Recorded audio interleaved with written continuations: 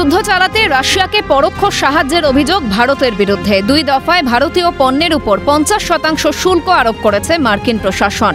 আর এই আবহে বিশ্ব রাজনীতিতে ক্রমশ বাড়ছিল উত্তেজনার পারদ। পরিস্থিতি এমন পর্যায়ে পৌঁছেছিল যে নয়াদিল্লির হয়ে ব্যাট ধরতে হয়েছিল মস্কোকে। আমেরিকার শুল্ক আরোপকে একতরফা হিসেবে ব্যাখ্যা করা হয়েছিল। ভারতের উপর শুল্ক আরোপ করায় নিজের দেশেও কড়া সমালোচনার মুখে পড়েন মার্কিন প্রেসিডেন্ট ডোনাল্ড ট্রাম্প। সম্প্রতি কিছুটা সুর নরম করে ভারতের প্রধানমন্ত্রী নরেন্দ্র মোদীকে ভালো বন্ধু হিসেবে বর্ণনা করেছিলেন তিনি। এই আবহেই বুধবার 75তম জন্মদিন নরেন্দ্র মোদীর। আর বন্ধুর জন্মদিনে ভারতের প্রধানমন্ত্রীকে ফোন করে শুভেচ্ছা জানালেন মার্কিন প্রেসিডেন্ট।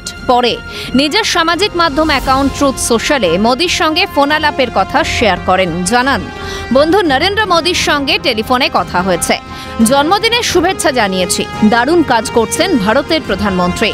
রাশিয়া ইউক্রেন যুদ্ধ থামাতে সমর্থন দেওয়ার জন্য ধন্যবাদ নরেন্দ্র মোদীকে। জন্মদিনের শুভেচ্ছা জানানোয় সৌজন্যতা বজায় রেখে মার্কিন প্রেসিডেন্টকে ধন্যবাদ জানিয়েছেন প্রধানমন্ত্রীও। এক্সপোস্টে লিখেছেন, জন্মদিনের শুভেচ্ছা জানাতে ফোন করার জন্য বন্ধু ট্রাম্পকে ধন্যবাদ।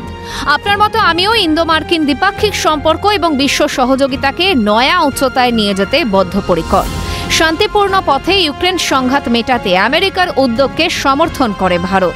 বন্ধুর জন্মদিনে বন্ধুর শুভেচ্ছা খুবই স্বাভাবিক, কিন্তু ভারতীয় পণ্যের উপর চাপানো শুল্ক কি প্রত্যাহার করবেন মার্কিন প্রেসিডেন্ট? শুল্ক প্রত্যাহারের ঘোষণা করে কি প্রকৃত বন্ধুর কর্তব্য পালন করবেন ট্রাম্প? ক্যালকাটা নিউজ।